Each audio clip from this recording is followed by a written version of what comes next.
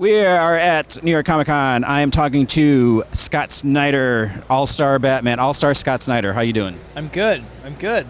So, All-Star Batman, you're taking a different approach. You wrote Batman for 50 years, like 50-something issues, and the new 52, and a bunch of issues in Detective Comics. But now, rather than just saying, "Oh, I'm Scott Snyder, I'm a Batman writer," you're still reinventing your approach to it.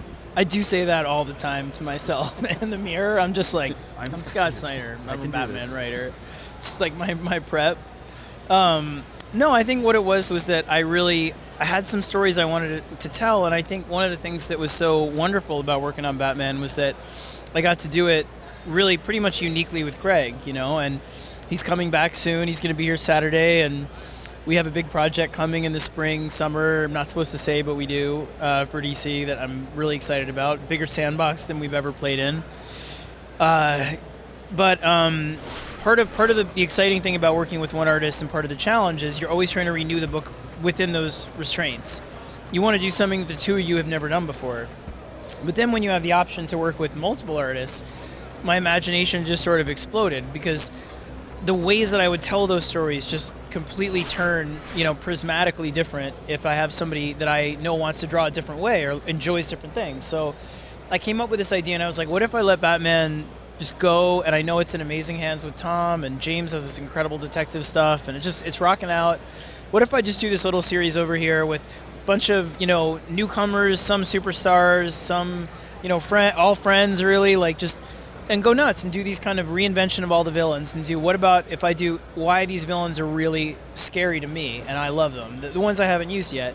And so I told DC and they were like, great, go for it. You can call it All-Star. And I never expected it to sell anywhere near what it's doing. And the fact that fans have been so incredibly supportive, again, I know I've said this before, but it is just the truth. Like, on my kids' lives, it means the world to me and everybody on these books that you guys support us when we try crazy things. When we go off and do something a little bit different or more daring, at least in our own minds, than what we've done, they show up in droves, and that validates this belief that a lot of us creators have, from guys like Jason Latour, Hickman to, all friends, Jock to all of us, that fans want stories that push the boundaries but stay true to core with these characters, but they always want to be surprised. They don't want just the same old stuff, and that's hugely inspiring. So yes, thank you so much. I'm having the best time. I love doing All-Star. I will do it as long as they will let me do it. So now you've introduced some new devices. We talked a little bit about it last time. We got the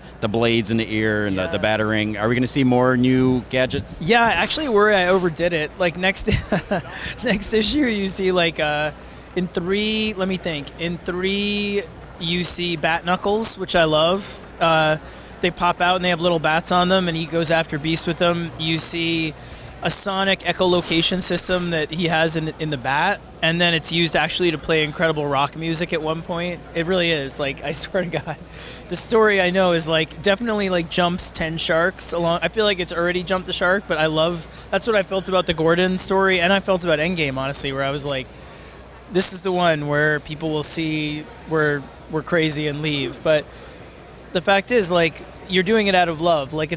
So I love making up the inventions, and partly it has a theme, which is that the farther you go out of Gotham, the less and less stuff Batman has, and the more bare bones, the more exposed, the more vulnerable he gets. And by the end of the story, it gets quite dark. It's definitely one of my darkest Batman stories, but it's kind of sugar-coated in this bombastic, nutty, out-of-control fun, which I love about Batman too, from just 3 is definitely my favorite one so far, so I'm really excited to see what you guys think.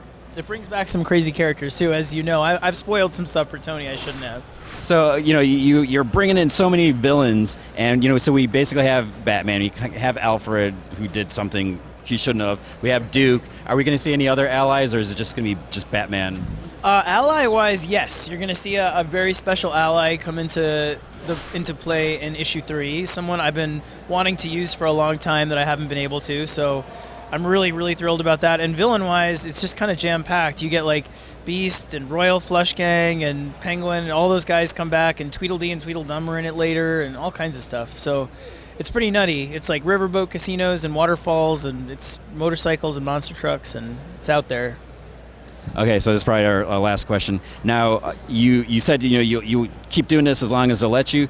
In the past, we've talked, and a lot of times you mentioned like a year or 11 issues. Yeah. So I mean, is it a finite or is it continuous? Well, this story, basically, this is the way it's kind of set up. It's like, it's not something I would say like on Twitter because it sounds confusing, and I feel like people get, it like, unless I'm there to sort of explain it, and it doesn't really matter. But in my head, here's the design. The Two-Face arc is 5 issues, and then we do a series of shorter stories, 1 to 2 issues that are. I wrote the first already with Mr. Freeze, Poison Ivy, Catwoman, and Mad Hatter, and those are the other artists. And then Sean Murphy comes on to do this story that sort of has been building a little bit with Duke, and also building beneath the surface with this kind of question of who's the greatest villain that kind of starts popping up as the wheel turns for Duke in different ways. And so this sort of set of stories, like this kind of television season for me in my head, is about 15 issues, 14 to 15 issues. And then after that, I have a story to do with Lee Bermejo on it.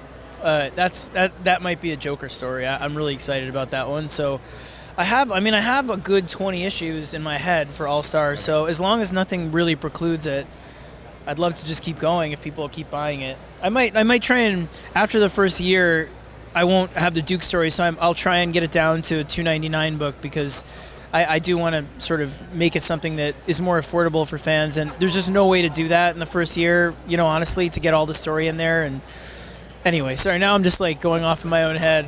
Arguments I have to have with Jim, Lee, and Dan. You heard it here first. Dan, I'm coming for you with my $2.99.